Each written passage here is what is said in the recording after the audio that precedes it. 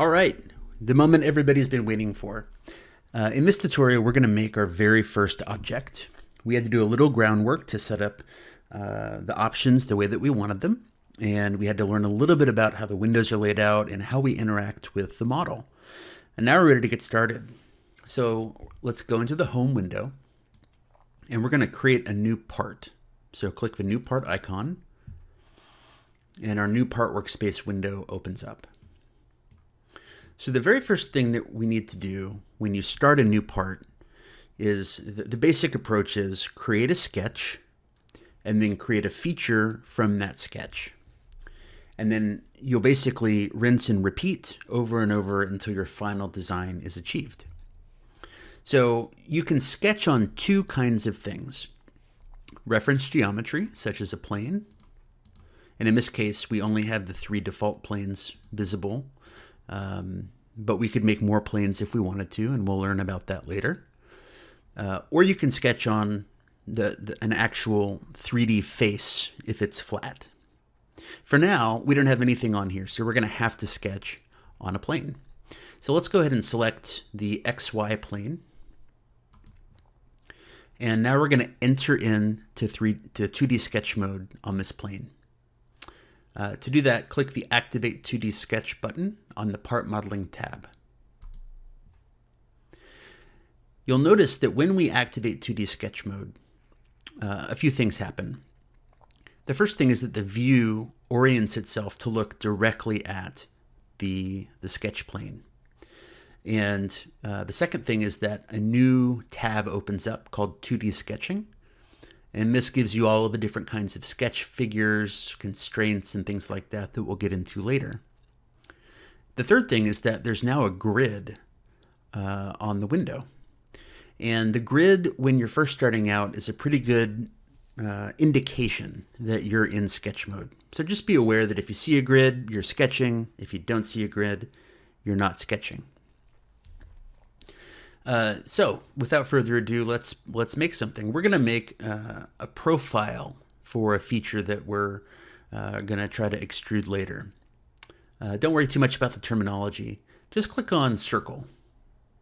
And we can see that our mouse now has a little circle thing under it.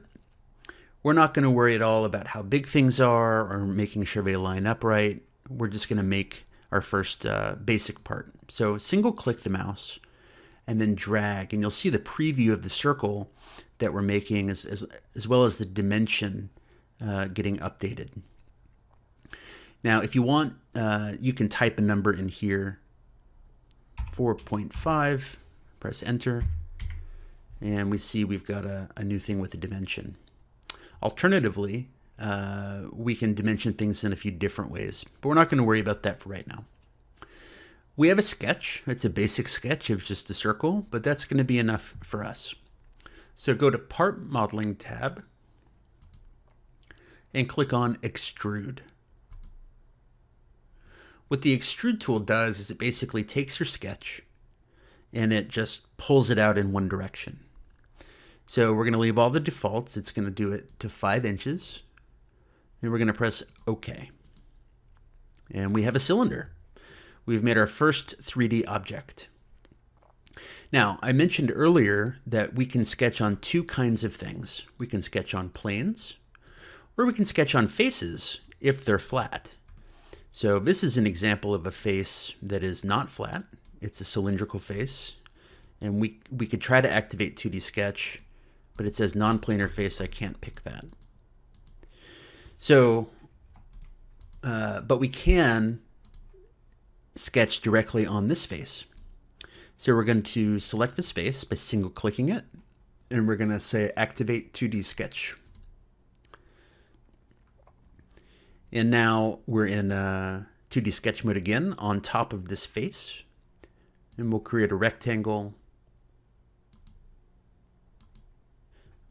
by clicking the first and the end point. We're going to go back into part modeling, and we're going to go to extrude again. In this case, we're going to change the size a little bit, which you can do either by dragging the node, or you can go up here and type in a value if you want. We'll put in 2.5, And there you go. This is our very first basic part.